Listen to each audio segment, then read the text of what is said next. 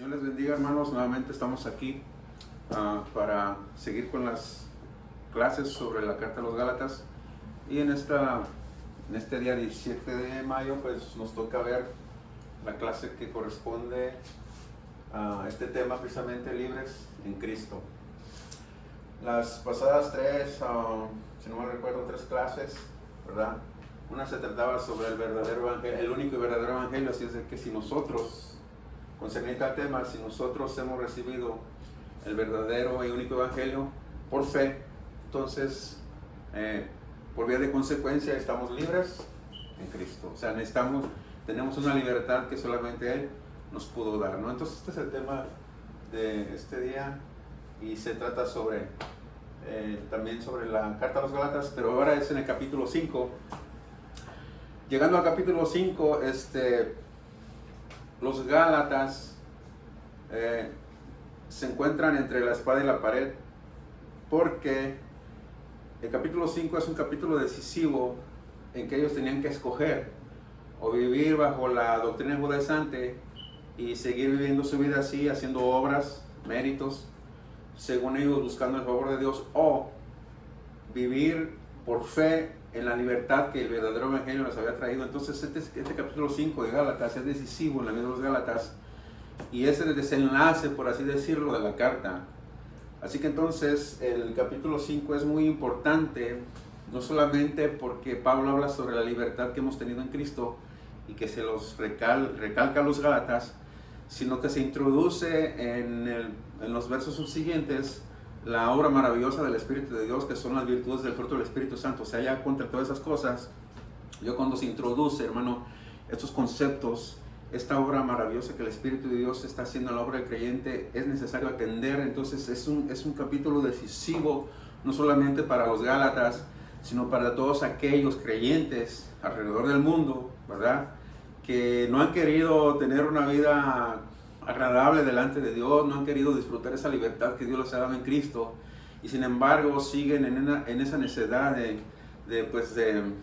no crecer en la palabra, por cuanto no se preocupan por estudiarla, ni atender ¿verdad?, las escuelas dominicales, ni consagrar su vida, ni buscar la presencia de Dios. Entonces no solamente es para los Gálatas, es para nuestro tiempo actual, de decirle a todos aquellos creyentes que se han convertido a Cristo, pero que no han querido avanzar en la vida, ¿verdad?, como debe ser.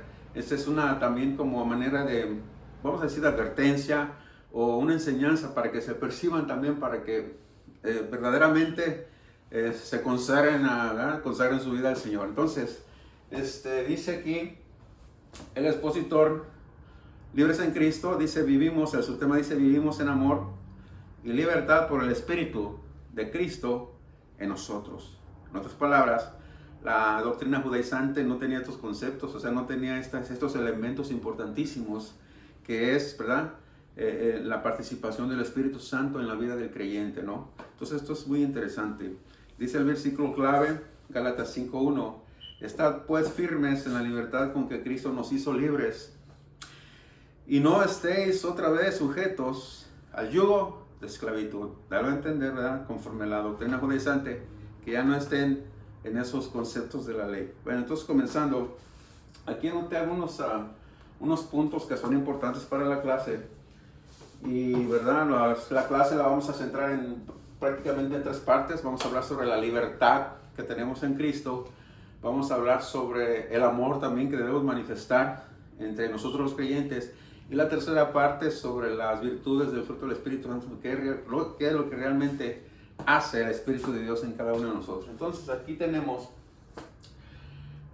los Gálatas habían recibido el único y verdadero evangelio, ¿verdad?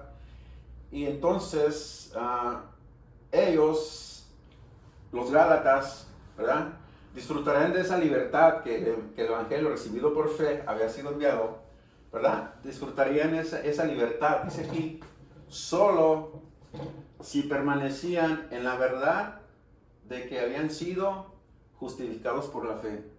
¿Qué quiere decir? Que los Gálatas verdaderamente iban a ser libres, o sea, esa libertad de manifestarse en todo su, ¿verdad?, al 100%, por así decirlo, solamente si permanecían en esta verdad. ¿Cuál verdad? de que habían sido justificados por la fe. Entonces, en ese sentido es que realmente iban a disfrutar esa libertad. Así que entonces dice el número 2, que como hemos estado hablando sobre el punto más importante de la discusión de esta carta, es que los judaizantes a fuerzas querían hacer que los gentiles se circuncidaran. Entonces volvemos a hablar sobre la circuncisión, pero vamos a entender unas cosas, ¿verdad? Que no hemos dicho, que no hemos captado muy bien en las clases anteriores. Dice que la circuncisión, el número 2, la circuncisión solo era el comienzo en la que se colocaban bajo la obligación de guardar la ley. O sea, si los judaizantes lograban que un gentil, un griego, se circuncidara, eso nada más era el comienzo. O sea, si lograban, ¿verdad?, que pasara por el rito de la circuncisión para ser aceptado en la iglesia, entonces ese era como el gancho, por así decirlo, porque entonces iba a tener que ser obligado a guardar toda la ley, estaban en peligro. Por eso Pablo reiteradamente les habla sobre este asunto. Entonces dice, ¿verdad?, que la circuncisión solamente era el comienzo, y si alguien obedecía ese rito de la circuncisión, entonces tenía toda la responsabilidad legal de observar toda la ley. Entonces Pablo, ¿verdad?, les remarca eso. El 3 dice que la circuncisión era un distintivo. La circuncisión era un distintivo de mérito. ¿Qué es eso? Ok, nosotros como no pertenecemos a la etnia judía, no entendemos muchas cosas, ¿verdad? Aunque conocemos el Antiguo Testamento y conocemos la ley de Moisés, ¿verdad?, porque está escrita en el Antiguo Testamento, y conocemos todas las leyes levíticas de sanidad, de higiene, ¿verdad?, de consagración y todo lo que Dios dijo, ¿verdad?, a ese pueblo. Pero es diferente a tener un conocimiento, ¿verdad?, que es diferente a pertenecer a la etnia, porque o ser culturalmente, ¿verdad?, de esa etnia. ¿Por qué? Porque en aquel entonces, y aún el día de hoy, ¿verdad?, supongo, en el tiempo de Pablo, de la iglesia primitiva, cuando la comunidad judía veía o sabía que un gentil se había convertido, entonces, y si observaba la circuncisión, entonces era bien visto en la comunidad judía. Era un distintivo, un mérito de distintivo, o sea, era algo bien visto por la comunidad judía. Por eso dice la circuncisión era un distintivo de mérito en lo mejor del pensamiento judío, ¿verdad? O sea, era bien, pues aquí entre paréntesis, era bien visto en la comunidad judía. O sea, la comunidad judía decía, wow, ¿verdad?, se circuncidó, entonces pertenece a nosotros. Entonces era un distintivo. Por eso el empeño de los gálatas de quererse circuncidar para que fueran aceptados dentro de la comunidad judía. Entonces ese era el asunto. Por eso la clase, ¿verdad?, que empezamos sobre el libro de Gálatas, dijimos que Pablo circuncidó a Timoteo, ¿verdad?, que, ¿verdad?, no lo circuncidó por un rito religioso, sino precisamente por eso, por cuanto era un mérito, ¿verdad?, un distintivo de mérito. Entonces iba a ser bien visto en la comunidad judía, y por ende, como Timoteo, ¿verdad?, iba a ser, ¿verdad?, enviado a predicar la palabra de Dios. Entonces iba a ser bien recibido. ¿Por qué? Porque estaba circuncidado. Entonces ya dijimos que Pablo lo circuncidó, ¿verdad?, no por un rito religioso, ¿verdad?, sino por conveniencia, ¿verdad?, por conveniencia, para que fuera aceptado. Entonces eso fue la clase primera. Y la última, dice aquí algo muy interesante que quiero que pongan mucha atención. Dice el 4, que en cierto modo, ¿verdad?, es más fácil. Fíjese lo que dice, que en cierto modo es más fácil vivir como esclavo.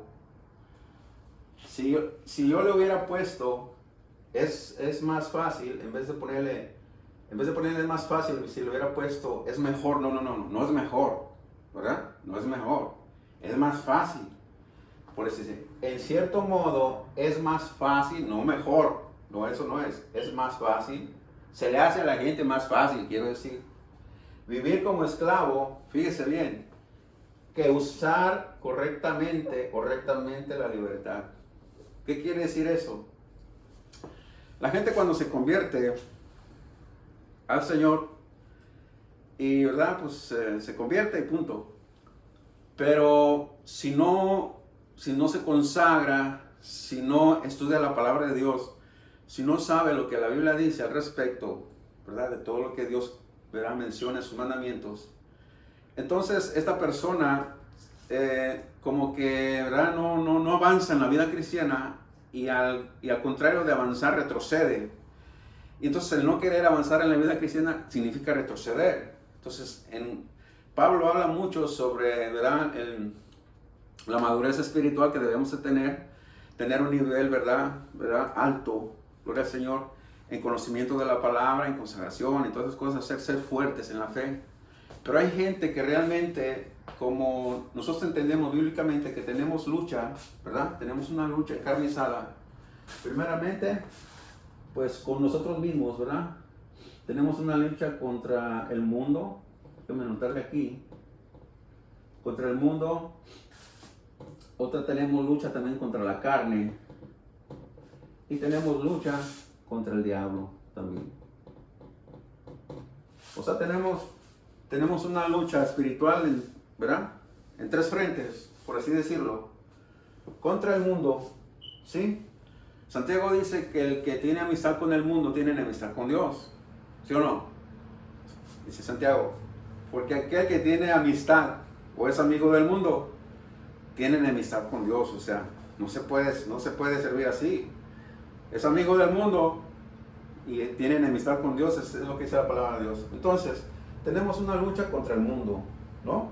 Hay que vencer las cosas de este sistema, de este mundo, con la práctica de la palabra. Pero si yo no leo la palabra de Dios, entonces no estoy fuerte para hacer a eso, ¿verdad? Para agradar a Dios de esa manera. Entonces, tengo otra lucha, ¿verdad? En otro frente, con mi misma carne, por cuanto la naturaleza adámica todavía existe en nosotros, aunque seamos creyentes. Es algo muy, muy extraño, ¿verdad? Pero así es. En otras palabras, si nos descuidamos y dejamos la oración, la lectura de la palabra, la consagración, entonces somos arrastrados hacia, ¿verdad?, las cosas de pecado. Entonces tenemos la segunda, ¿verdad?, lucha contra nosotros mismos. Y, ¿verdad?, la otra, que diría yo que pues viene siendo las principales, es contra el enemigo. ¿Por qué? Porque él usa todas sus artimañas para desviarnos de la fe. Entonces tenemos tres luchas. Pero entonces, volviendo a esto mismo, que es más, en cierto modo, es más fácil, no mejor, es más fácil vivir como esclavo. ¿Esclavo de qué? Del pecado, obviamente, ¿no? Que usar rectamente la libertad. Entonces la gente que decide, bueno, pues yo voy a vivir, ni modo, así lo voy a vivir la vida, aunque soy creyente y voy a la iglesia, pero, ¿verdad? Es más fácil para mí. ¿Se acuerdan ustedes cuando Jesús les hablaba a los discípulos sobre el divorcio? Entonces, cuando Jesús termina esa disertación sobre el divorcio, dice uno de los discípulos, o varios de ellos dijeron, dura es esta palabra. Entonces, ¿qué quiere decir eso? Que las palabras que Jesús estaba diciendo, entonces era algo muy exigente, por así decirlo, pero no. O sea, por eso estoy diciendo, aquí nos encontramos en un problema. La gente que no quiere obedecer la sana doctrina, le es más fácil vivir como esclavo del pecado que usar rectamente la libertad. Por ejemplo, aquí puse entre paréntesis Israel. ¿Qué sucede con Israel? Históricamente, cuando salieron de Egipto y que, ¿verdad?, se les presentaron un sinnúmero de problemas y después Dios les empezó a proveer todo lo que necesitaban. Pero antes de eso, acuérdense que ellos dijeron, ¿verdad?, allá en Egipto teníamos cebollas, al menos comíamos cebollitas, comíamos esto, comíamos lo otro. ¿Y qué es lo que pasó? Jehová nos ha traído a este desierto para matarnos. Entonces era más fácil para ellos regresarse a la esclavitud, a ser esclavos de los egipcios otra vez, que gozar de la libertad que Dios ya les había dado, ¿verdad?, en el peregrinar por el desierto, ¿no? Entonces es esto mismo. La gente actual de esta generación y de todas las generaciones pasadas que no se consagra, hermano, que no lee la lectura, que no lee la palabra y no quiere obedecer a lo que Dios dice, entonces le hace más fácil vivir, ¿verdad? Se le hace más fácil vivir como esclavo del pecado que usar rectamente la libertad. ¿Por qué? Otro ejemplo, cuando Samuel le dice a Saúl, dice, Dios te ha desechado para que seas rey, pero Dios ha escogido un prójimo tuyo mejor que tú.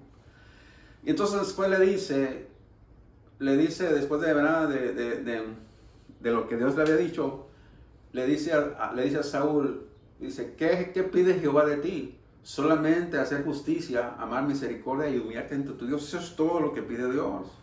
Ser justo, amar la misericordia y humillarte ante tu Dios. ¿Humillarse qué? En obedecerle. Entonces ese es el asunto que tenemos, ¿no? Entonces ese asunto se presentó con los Gálatas y es un capítulo. Yo imagino que cuando ya llegaron a esa parte de la carta que Pablo les escribió, ¿verdad? Ya estaban en el abismo de la decisión, por así decirlo.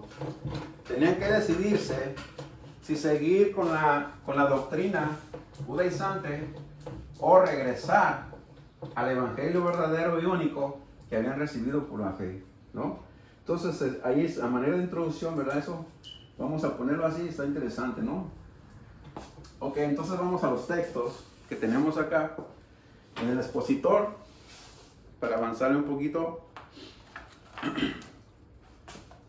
Aquí estamos, libres en Cristo, ¿no? Ya dijimos, ¿verdad?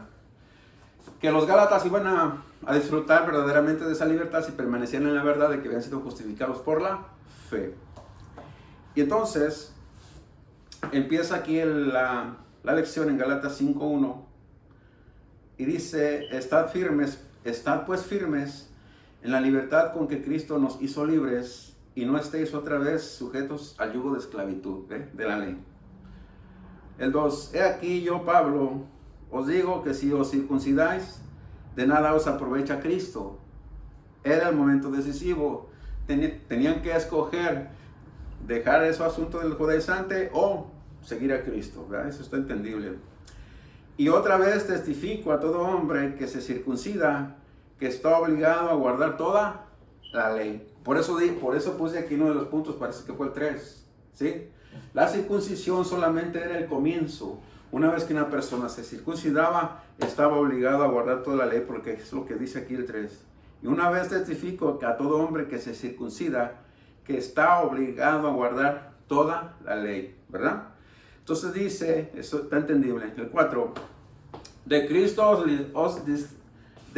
os desligasteis, ¿verdad? Cuando empezaron a abrazar la doctrina judaizante, los que por la ley os justificáis, de la gracia habéis caído.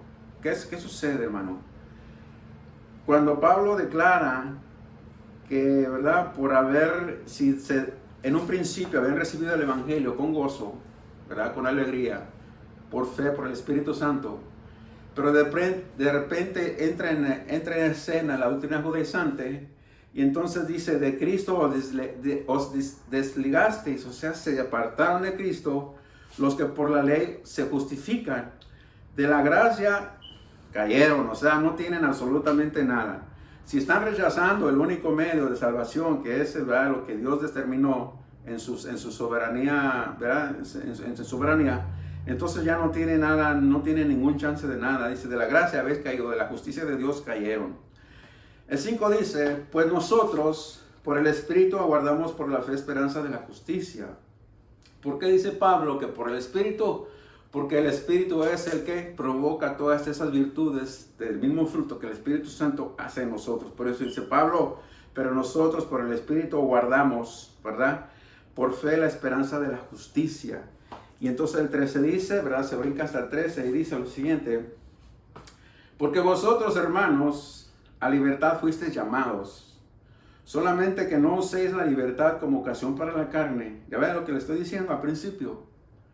Mucha gente se convierte al Señor y como ya se siente libre, ya se siente perdonada, entonces esa libertad la usan en el libertinaje, pues en el asunto de la carne. O sea, ya somos libres, como diciendo, podemos hacer lo que queremos hacer. No, eso no es así.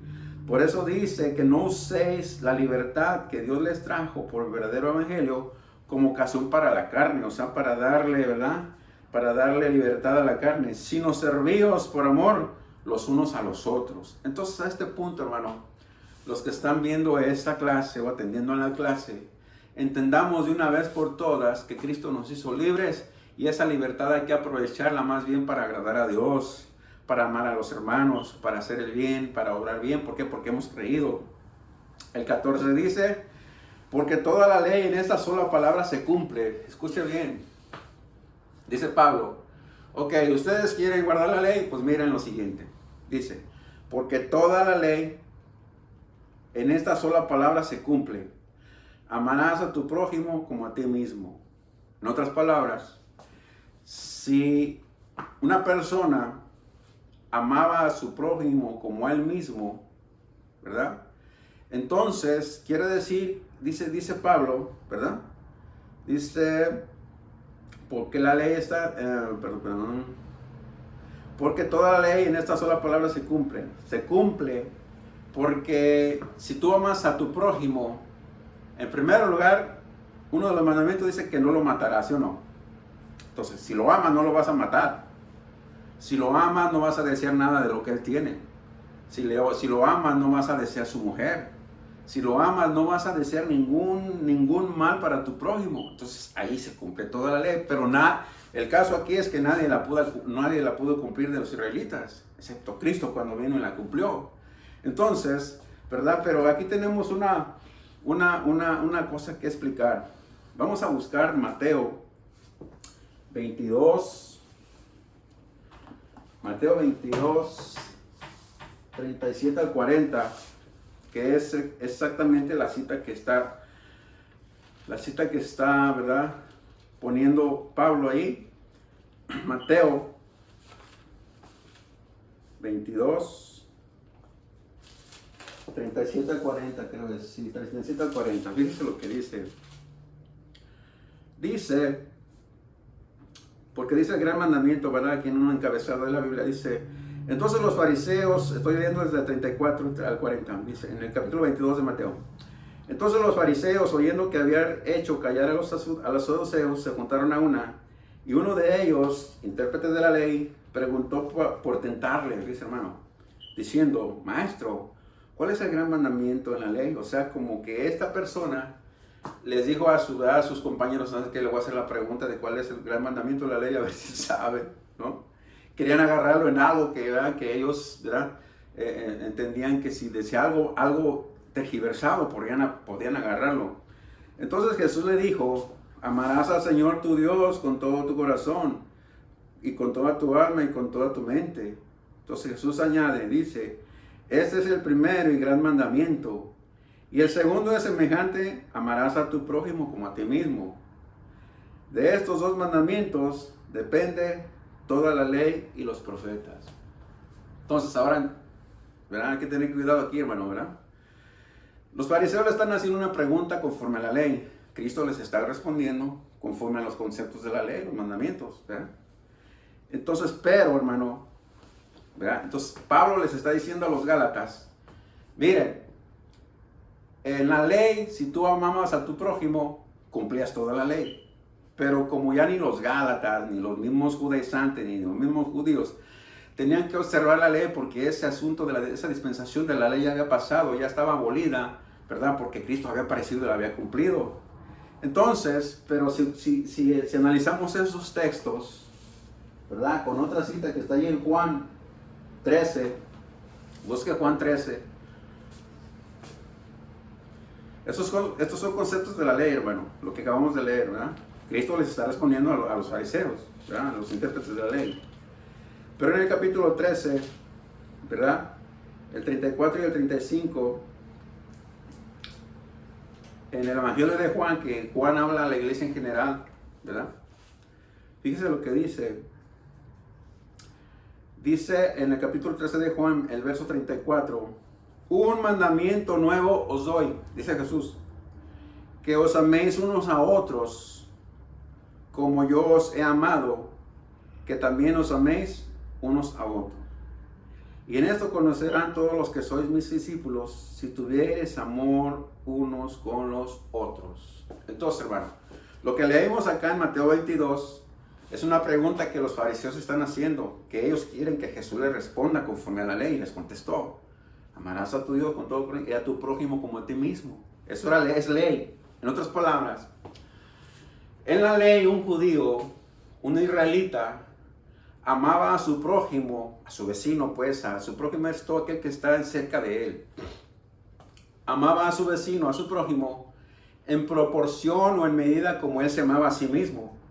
Si Él se amaba, por así vamos a ponerle porcentaje, si Él se amaba un 100%, a sí mismo, así amaba a su prójimo, porque era una ley.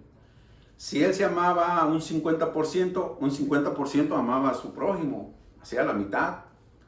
Y si esa persona se amaba, digamos un 25%, pues un 25% amaba a su prójimo, o sea, poquito. O sea, era proporcional. En la medida que se amaba a sí mismo, amaba a los prójimos, porque eso es lo que estaba diciendo, ama a tu prójimo como a ti mismo. Así que entonces, pero en Juan dice Jesús, un mandamiento nuevo os doy. ¿Por qué es nuevo? Porque aquí está la participación, ¿verdad?, de la influencia que el Espíritu de Dios hace en cada creyente y de la obra maravillosa que Cristo, ¿verdad?, en la cruz del Calvario logró para nosotros, que esto es diferente ya. Dice, ¿verdad?, un mandamiento nuevo os doy, que os améis unos a otros. Ya no dice como a ti, como tu prójimo, como a ti mismo. Ahora dice, como yo os he amado. Es diferente del concepto de la ley. Por eso Pablo les estaba dando a los Gálatas de esa manera. Entonces, esto es diferente. Y esto sí es para nosotros. Lo del capítulo 22, verso 37 y 40, no es. Eso es ley. Pero el mandamiento nuevo es para nosotros, es que nosotros nos debemos amar así como Cristo nos ha amado. ¿Qué quiere decir? Nos ha amado Cristo un 50%, un 25%. ¿Cuánto nos ha amado Jesús? Demasiado, hermano. Dios nos ha amado demasiado. Entonces, ese demasiado hay que proyectarlo a los hermanos en amor también, ¿no? Por eso dice, como yo los he amado. ¿Jesús nos ama egoístamente? No. Él nos ama de puro corazón. Por eso digo, por eso se presentaba delante de los intérpretes de la ley y les decía, o les decía a los discípulos, ¿verdad? Yo estoy entre vosotros como el que sirve. Y les decía también, ya se me fue el texto, ahorita me acuerdo. Pero bueno, entonces, ¿qué sucede? Entonces un mandamiento nuevo nos dio Jesús, que nos amemos unos a otros. Amén, ese es un nuevo mandamiento. Entonces era lo que quería esclarecer aquí. Porque si usted ve en la clase, usted está leyendo el libro de la carta a los Gálatas y dice, oh, mira, pues aquí Pablo dice que nos amemos así como, ¿verdad?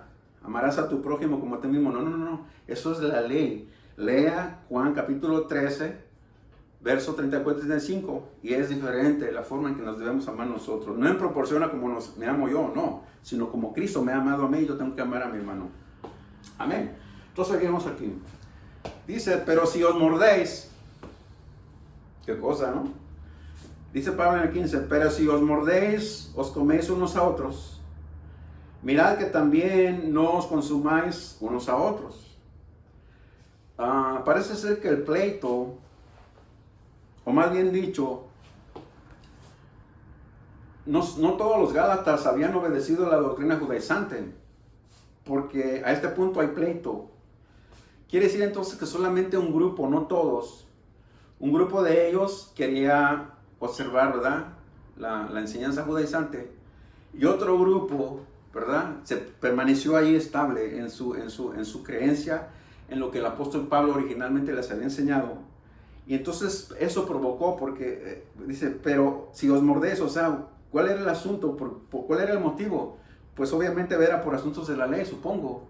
¿Por qué? Porque ese es el tema que se está desarrollando aquí, la ley. Entonces unos querían, ¿verdad?, querían ir atrás los judaizantes, y otros querían establecerse así en los principios básicos que el apóstol Pablo les había predicado. Entonces por eso era el pleito. Pero aquí está un poquito fuerte, ¿verdad?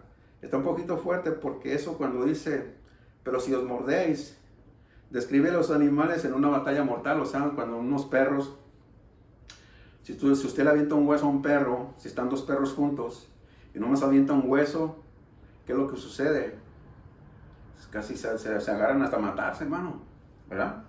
Usted los mira a los perritos muy mansitos así, pero écheles un hueso a uno solo y que se peleen por ese hueso, olvídese. Casi se matan. Pues mejor échele un hueso a cada uno para que no haya pleito, ¿verdad? Entonces, eso es aquí, o sea, esa es la idea, ¿no? Digo pues, andad en el Espíritu. Ya esto es sobre casi la tercera parte que vamos a abordar aquí en la lección. Dice, perdón, digo pues, andad en el Espíritu y no satisfagáis los deseos de la carne. Esto es importante. Andar en el Espíritu es no ser amigo del sistema del mundo, ¿verdad? Andar en el Espíritu es lo contrario de andar en la carne. Andar en el Espíritu es lo contrario de andar haciendo el caso a Satanás, en las maquinaciones o los pensamientos que pone en nuestra mente.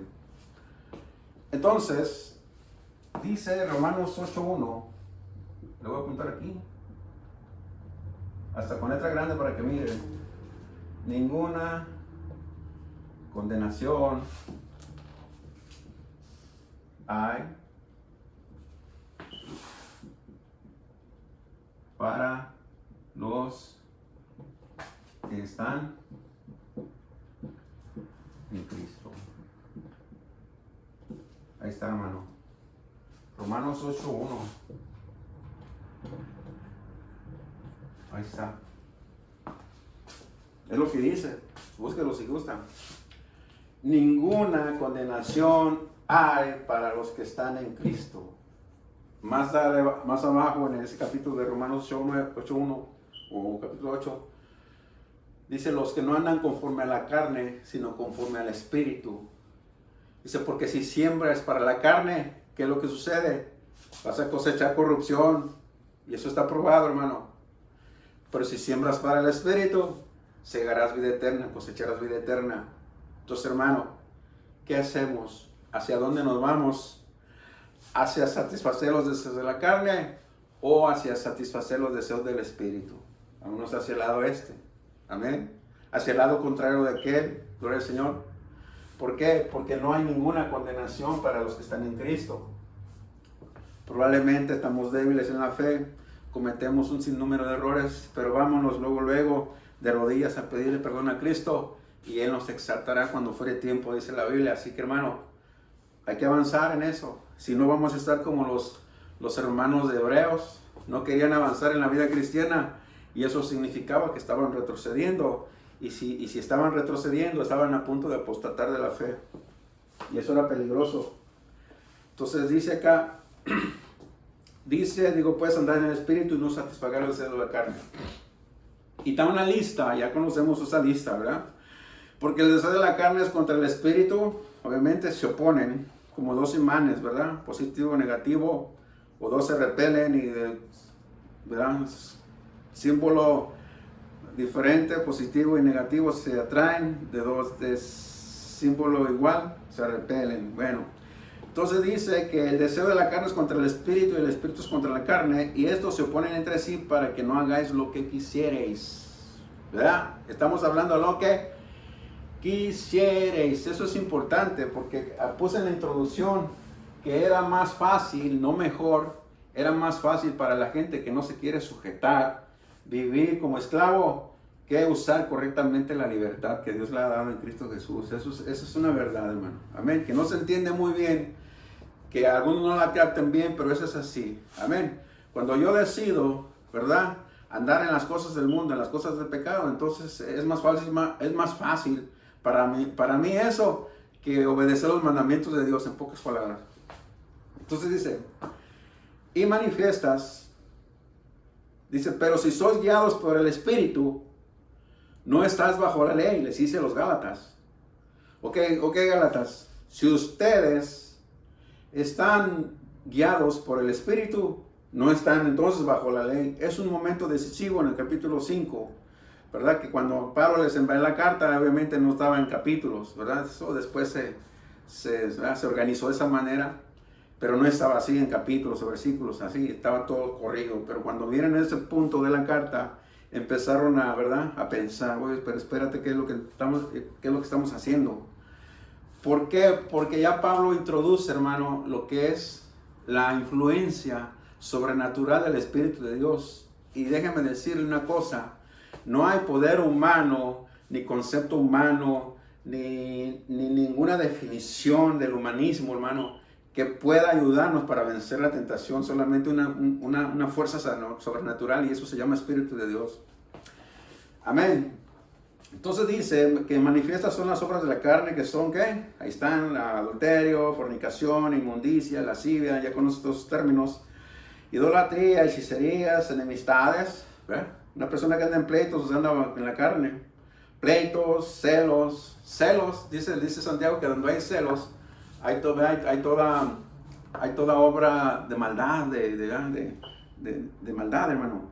Iras, contiendas, disensiones, herejías, envidias, ¿verdad?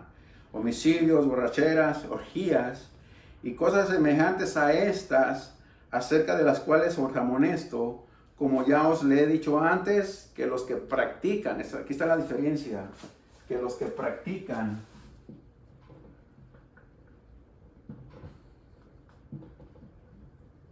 o sea, esto tiene que ver con la práctica. Si una persona cometió uno de esos pecados, se arrepiente, viene al Señor, el Señor le perdona, ¿sí? Pero si insiste en la práctica de esos deseos de la carne, entonces, ¿qué sucede? Dice que los que practican tales cosas no heredarán el reino de Dios. ¿Qué quiere decir práctica? Que continuamente lo están haciendo y se les hace vivir más, ¿verdad? Bajo los conceptos del mundo, del pecado, del esclavo, que usar corrientemente la libertad que Dios les ha dado en Cristo Jesús. Entonces dice, más, finalmente, ya para terminar aquí, para no hacer la clase tan larga, ¿verdad?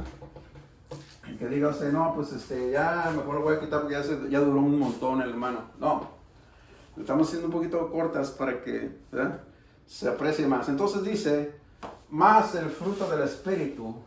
Escuchen bien o pongan atención. El fruto del Espíritu. Déjenme agregarle aquí el Espíritu Santo, ¿no?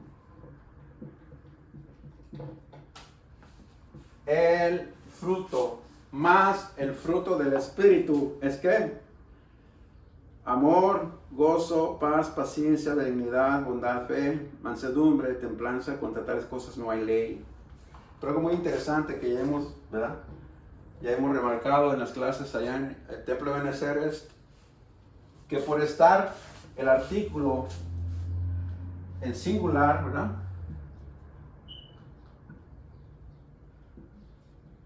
¿qué es singular? Uno solo. Entonces, el fruto del Espíritu es uno solo. El fruto del Espíritu es uno solo porque es una unidad indivisible. O sea, forma parte de un todo indivisible. El fruto del Espíritu, ¿verdad?, forma parte de un todo indivisible. Un todo indivisible es un conjunto de cosas que no se puede dividir. Es indivisible, no se puede separar, no se puede dividir, no se puede partir, hermano. Pero está en plural, en singular, el fruto. Entonces, es más correcto decir, pues, las virtudes del fruto del Espíritu. Ahí está. Es más correcto decir las virtudes del fruto del Espíritu. ¿Cuáles son esas virtudes? Pues esas que están ahí, ¿verdad? Amor, gozo, paz, paciencia, benignidad, bondad, fe, mansedumbre, templanza. Contra tales cosas no hay ley. Por estar en plural, repito, en singular, forma parte de un todo indivisible, una sola unidad, ¿sí?, bien compactada, que no se puede dividir. ¿Por qué no se puede dividir?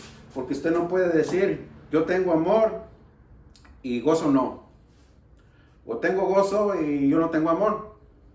O sabe qué, hermano, yo tengo mucha fe, pero no tengo paciencia.